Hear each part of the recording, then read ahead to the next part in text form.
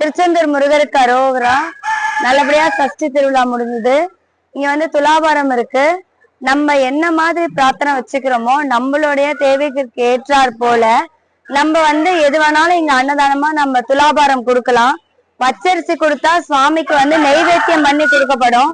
புழுங்கல் அரிசி கொடுத்தோம்னா நம்மளுடைய கோவிலோட அன்னதான கூடத்துல அந்த அரிசி கொடுக்கப்படும். தேங்காய் கொடுக்குறாங்க, வெல்லம் கொடுக்குறாங்க, பழங்கள் கொடுக்குறாங்க. எனக்கு தெரிஞ்சு நீங்க பழங்கள் கொடுக்கறத விட நீங்க பச்சரிசி, புழுங்கல் அரிசி அந்த மாதிரி சாப்பாடு விஷயமா கொடுத்தீங்கன்னா சுவாமிக்கு நைவேத்தியம் செய்யப்படும். துலாபாரம் வந்து ரொம்ப சிறந்த ஒரு வேண்டுதல்ல ஒரு பிரார்த்தனையில ஒண்ணு. அதாவது நிறைய பேர் சேவல் வந்து பிரார்த்தனை வச்சு இங்க கொடுத்துட்டு போயிருக்காங்க, கண்ணுக்குட்டி கொடுத்துட்டு போயிருக்காங்க.